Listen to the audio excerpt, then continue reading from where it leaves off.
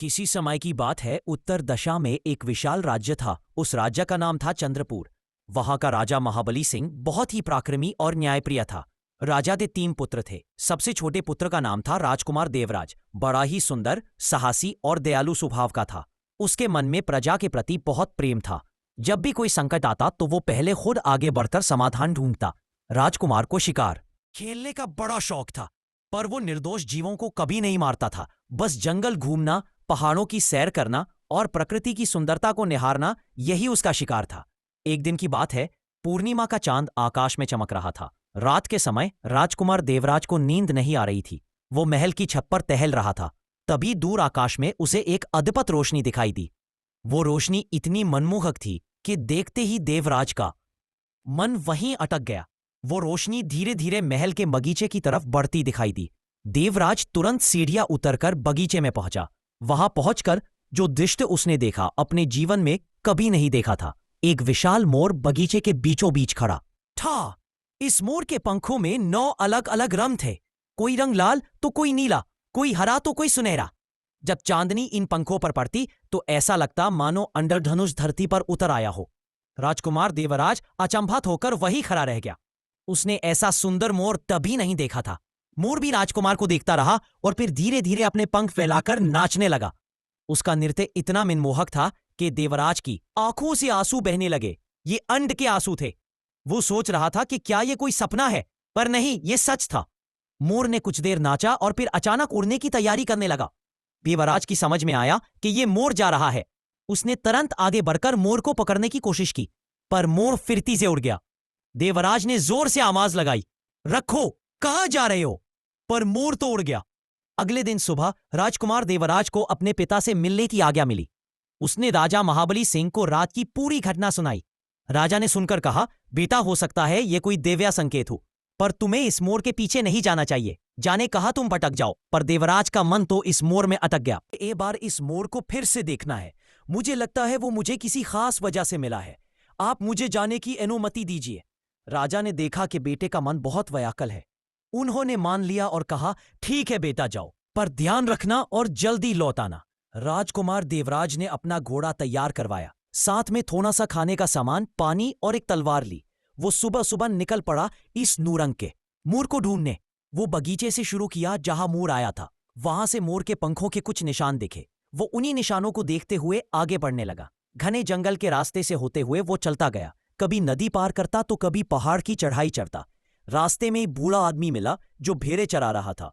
देवराज ने उससे पूछा, बाबा, क्या आपने कहीं एक नूरंग का मोर देखा है? बूढ़ा हंसा और बोला, बेटा, नूरंग का मोर तो मैंने जीवन में कभी नहीं देखा, पर हाँ, दक्षिण दिशा में एक घना जंगल है। वहां अजीबोगरीब जीवन रहते हैं। हो सकता है तुम्हारा मोर इधर गया हो। देवराज ने बूढ़े को धन्यवाद दिया और दक्षिण की तरफ चल पड़ा। 2 दिन चलने के बाद वे घने जंगल में पहुंचा। वहां इतने ऊंचे ऊंचे पेड़ थे कि सूरज की रोशनी भी मुश्किल से आती थी। चारों तरफ अंधेरा और सन्नाटा था। देवराज को थोड़ा डर लगा, पर उसने हिम्मत नहीं हारी। वो आगे बढ़ता रहा। शाम होने को आई तो उसने एक पेड़ के नीचे आराम करने का सोचा। अचानक उसे फिर से वही रोशनी दिखाई दी। 9 रंगों की वो चमक। मोर फिर से परखट हुआ था। देवराज खुशी से उछल पड़ा और मोर की तरफ दौड़ा, पर इस बार मोर ने उसे देखा और मानो इशारा किया कि मेरे पीछे आओ। मोर धीरे धीरे उड़ता और देवराज पीछे पीछे दौड़ता। इस तरह कई घंटे बीत गए। देवराज थक गया था, पर मोर रक्का नहीं। आखिर में वो एक बड़े तालाब के पास पहुंचा। तालाब का पानी बिल्कुल साफ और शीतल था। चारों तरफ कमल के फूल खुले हुए थे। मोर तालाब के किनारे उतरा और पानी पीने लगा। देवराज भी धीरे से पास गया। उसने सोचा कि अब मैं उसे पकड़ लूंगा, पर जैसे ही उसने हाथ बढ़ाया, मोर अचानक तालाब के पानी में कूद गई। देवराज हैरान रह गया। वो सोच रहा था कि मोर तो डूब जाएगा, पर कुछ देर बाद पानी में से बुलबुले उठने लगे और फिर एक चमकती हुई रोशनी दिखाई दी। देवराज ने देखा कि मोर गायब हो गया था और उसकी जगह कुछ और था। पानी हिलने लगा और देवराज की सांसें रुक गई। पानी से एक सुंदर स्त्री प्रकट हुई। वो इतनी रूपवान थी कि चांदी उसके आगे फेंका लग जाए। उसके गीले बाल उसकी कमर तक लहरा रहे थे। आंखों में अजीब सी उदासी थी। धीरे धीरे तालाब से बाहर आई और किनारे पर बैठ गई। देवराज अवाक रह गया। वो समझ नहीं पा रहा था कि यह सब क्या हो रहा है। मोर कहाँ गया और ये स्त्री कहां से आ गई? उसने हिम्मत करके पूछा, आप कौन हैं और वो नूरंग का मूर कहाँ गया? स्त्री ने उसकी तरफ देखा। उसकी आंखों में आंसू थे। वो बोली, वो मूर मैं ही थी। मैं राजकुमारी महिनी हूं। मुझ पर एक शराब है जिसकी वजह से मैं हर पूर्णिमा की रात मोर बन जाती हूं। देवराज को विश्वास नहीं हो रहा था। उसने पूछा, ये कैसे संभव है? किसने आपको ये शराब दिया? राजकुमारी महिनी ने गहरी सांस ली और बोली, ये कहानी बहुत पुरानी है। मैं पूर्व दशा के म्यूरपुर राज्य की राजकुमारी हूं। कुछ साल पहले एक साधु हमारे महल में भिक्षा मांगने आए। उस दिन मेरा मन बहुत खराब था। मैंने उन्हें बुरा भला कह दिया और भगा दिया। वो साधु असल में एक महान ऋषि थे।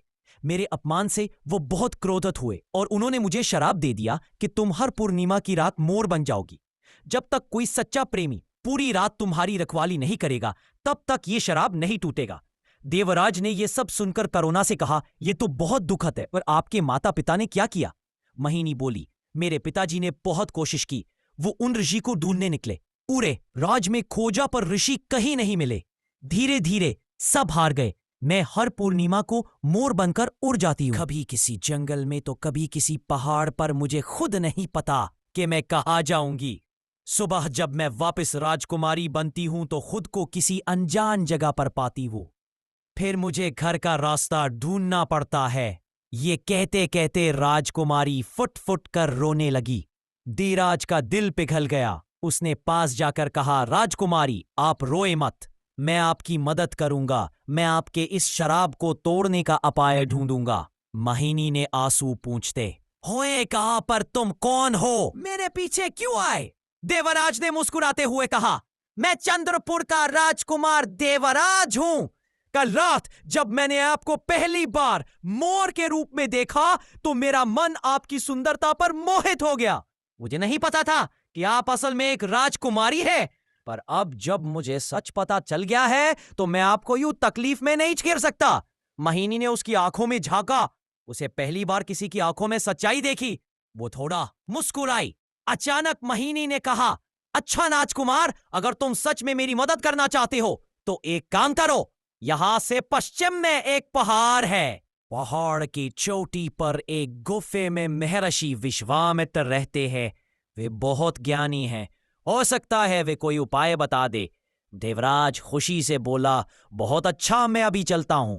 पर मेरेनी ने उसका हाथ पकड़ लिया और कहा, ठहरो, अभी तो रात है, कल सुबह चलना। और एक बात, महर्षि बहुत गंभीर स्वभाव के हैं, उनसे बहुत विनम्रता से बात करना। देवराज ने हामी भर दी। दोनों ने तालाब के किनारे ही आराम किया। सारी रात वे बातें करते रहे। मेहनी ने अपने राज्य की कहानियां सुनाई तो देवराज ने अपने परिवार के बारे में बताया। सुबह होते ही दोनों उठे। मेहनी ने कहा, मैं भी तुम्हारे साथ चलूंगी। देवराज बोला, आपको अपने राज नहीं जाना। महिनी ने मुस्कुराते हुए कहा, मेरे पिताजी को मेरी आदत हो गई है। वहीं जानते हैं कि मैं पूर्णिमा के बाद कुछ दिन लेट करती हूं। कोई चंदा नहीं। दोनों पश्चिम की तरफ चल पड़े। रास्ते में देवराज ने अपने घोड़े को बुलाया। घोड़ा दूर से ही दौड़ता हुआ आया। महिनी हंसकर बोली, वाह, तुम्हारा घोड़ा तो बहुत समझदार है। देवराज ने हंसते हुए कहा, यह मेरा सबसे अच्छा दोस्त है। इसका नाम वायु है। महिनी वायु की गर्दन सहलाने लगी। घोड़ा खुश होकर हाँ हाँ आने लगा। देवराज बोला, लगता है वायु को आप पसंद आ गए।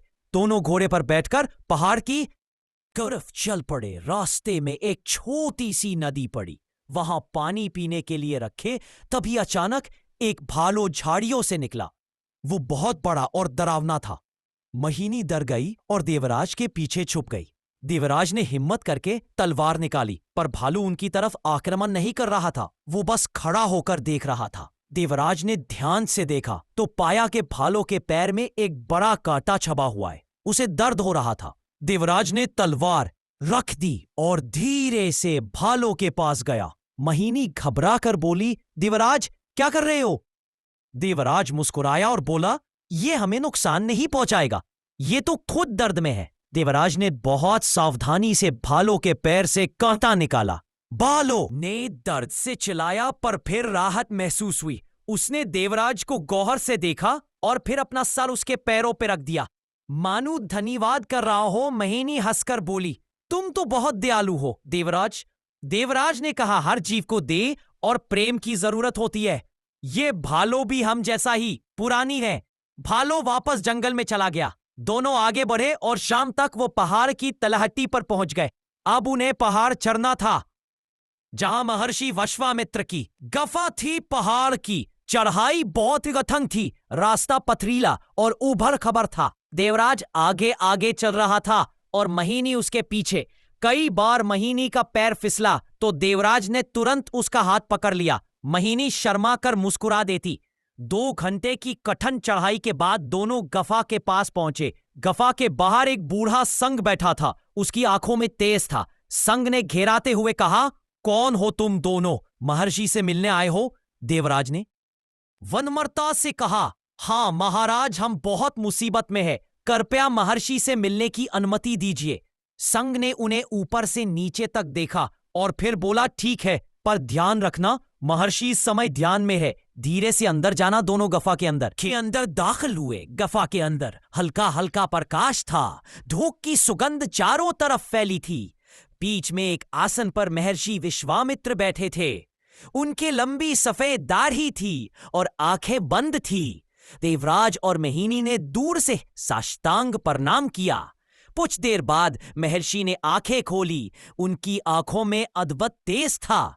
उन्होंने पूछा, क्या चाहिए तुम दोनों को? देवराज ने सारी कहानी सुनाई। राजकुमारी मोहिनी के शराब के बारे में बताया। महर्षि ने सब कुछ ध्यान से सुना। फिर बोले, हां मैं जानता हूं, ये शराब महर्षि दरवासा ने दिया था। वह बहुत क्रोधी स्वभाव के हैं, पर उनका शराब झूठा नहीं था। राजकुमारी, मैं उन्हें अपमानित किया था। मोहिनी की आंखों में आंसू आ गए। वो बोली, महर्षि मुझे अपनी गलती का एहसास है। मैं बहुत पछता रही हूं। कृपया कोई उपाय बताइए। महर्षि विश्वामित्र ने गहरी सांस ली और कहा, उपाय तो है, पर वो बहुत कठिन है। अगली पूर्णिमा की रात जब तुम मोर बनोगी तब उस राजकुमार को पूरी रात तुम्हारी रखवाली करनी होगी। पर शर्त यह है कि पूरी रात उसे जागते रहना होगा। एक पल के लिए भी नींद नहीं आनी चाहिए। नींद आ गई तो शराब कभी नहीं टूटेगा। और हां, इस रात कई तरह के भरम और माया तुम्हारे सामने आएंगे। राजकुमार को इन सब से लड़ना होगा। देवराज ने तुरंत कहा, मैं तैयार हूं महर्षि। मैं राजकुमारी मोहिनी को इस शराब से मुक्त करवा कर ही रहूंगा। महर्षि मुस्कुराए और बोले, तुम्हारे मन में सच्चा प्रेम है देवराज। यही तुम्हारी सबसे बड़ी ताकत है।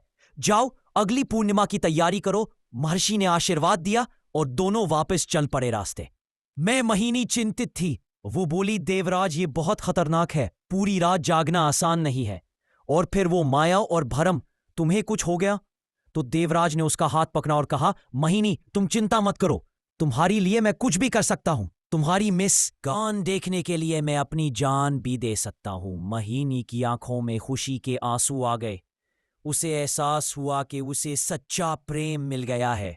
दोनों वापस तालाब के पास आ गए। अगली पूर्णिमा में अभी 10 दिन बाकी थे।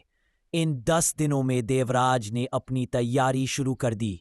वो रात रात भर जागने का अभ्यास करने लगा। ठंडे पानी से नहाता, योग और व्यायाम करता। मोहिनी उसके साथ रहती और उसका हौसला बढ़ाती। धीरे धीरे दोनों के बीच प्रेम गहरा होता गया। वो साथ हुए घूमते, हंसते और बातें करते। मोहिनी ने एक दिन कहा, देवराज अगर शराब टूट गया तो मैं तुमसे विवाह करूंगी। देवराज खुशी से चला उठा और बोला, सच में ये तो सबसे खुशी की बात है। दोनों हंसने लगे। उनकी हंसी की आवाज पूरे जंगल में गूंज उठी। आखिरकार पूर्णिमा की रात आ गई। चांद आकाश में पूरा चमक रहा था। मोहिनी ने देवराज से कहा, अब समझ आ गया है, मैं मोर बनने वाली हूं। देवराज ने कहा, चिंता मत करो, मैं तैयार हूं। जैसे ही चांद की रोशनी मोहिनी पर पड़ी, वो चमकने लगी। धीरे धीरे उसका रूप बदलने लगा। कुछ ही पलों में वो 9 रंग का सुंदर मोर बन गई। मोर ने देवराज को देखा और धीरे से उसके पास आकर बैठ गया। देवराज ने मोर को सुहलाया और बोला, मोहिनी मैं तुम्हारी रखवाली करूंगा, तुम निश्चिंत रहो। मोर ने अपनी आंखें बंद कर लीं। देवराज सतर्क होकर बैठ गया। रात के पहले पहर में सब कुछ चांद था, पर अचानक जंगल में अजीब अजीब आवाजें आने लगीं। देवराज ने चारों तरफ देखा। तभी उसे अपनी माँ की आवाज सुनाई दी। देवराज, बेटा मैं बहुत बीमार हूं, तू कहाँ है, मुझे बचा ले। देवराज का दिल धक से रह गया। वो उठने को हवा, पर फिर उसे याद आया कि महर्षि ने कहा था कि माए आएगी। उसने खुद को संभाला और बैठा रहा। आवाज तेज होती गई। देवराज बैठा, पर देवराज नहीं हिला। धीरे धीरे आवाज गायब हो गई। पहली परीक्षा खत्म हुई। देवराज ने राहत की सांस ली। दूसरे पहर में अचानक तेज हवा चलने लगी।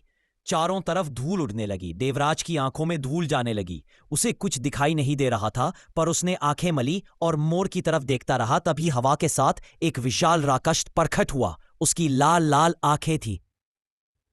गिर्राते हुए कहा, मैं इस मोर को खा जाऊंगा। देवराज तुरंत खड़ा हुआ और तलवार निकाली। उसने वीरता से कहा, पहले मुझे मारना होगा। तुम्हें राक्षस हंसा और देवराज पर हमला कर दिया। देवराज ने बहादुरी से उससे लड़ाई की, तलवार चलाई, घूंसे मारे। लड़ाई बहुत भयानक थी, पर आखिर में देवराज ने राक्षस को हरा दिया। राक्षस चलाया और गायब हो गया।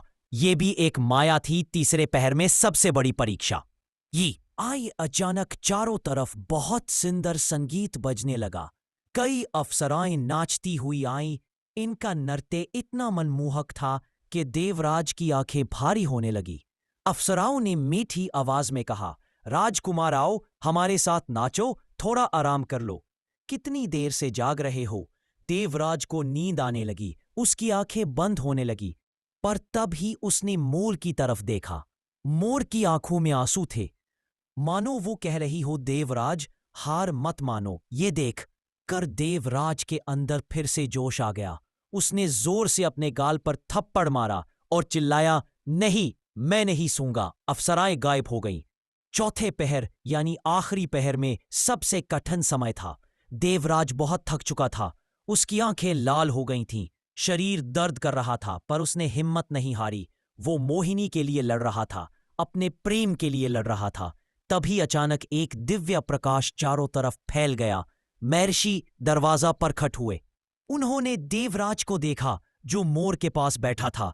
इनकी आंखों में प्रशंसा थी। उन्होंने कहा, राजकुमार, देवराज, तुमने सच्चे प्रेम का परिचय दिया है।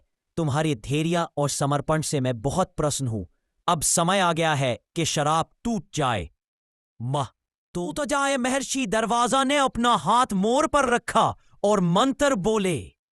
एक तेज रोशनी चमकी और मोर फिर से राजकुमारी महनी बन गई, पर इस बार उसके शरीर से दिव्य प्रकाश निकल रहा था। शराब पूरी तरह से टूट चुका था। महनी ने देवराज को देखा और उसकी आंखों से खुशी के आंसू बहने लगे। देवराज भी रोने लगा।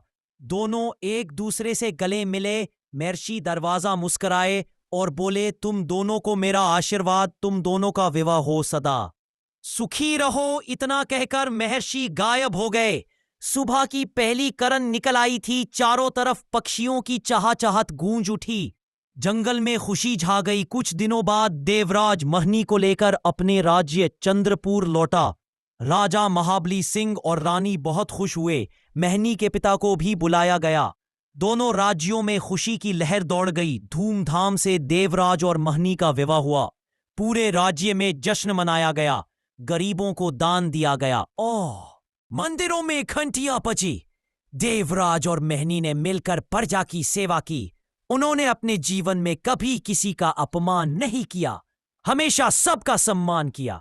कुछ समय बाद उन्हें एक सुंदर पत्र की प्राप्ति हुई। दोनों राज्य खुशहाल रहे और प्रजा सुखी रही। इस तरह 9 रंग के मोर की अद्भुत गाथा समागत हुई। इस कहानी से हमें यह शिक्षा मिलती है कि किसी का भी अपमान नहीं करना चाहिए, चाहे वो कितना भी छोटा क्यों ना हो। और सच्चा प्रेम वो है जो हर मुसीबत में साथ दे। धैर्य और विश्वास से हर शराब टूट सकता है और हर मुश्किल आसान हो सकती है।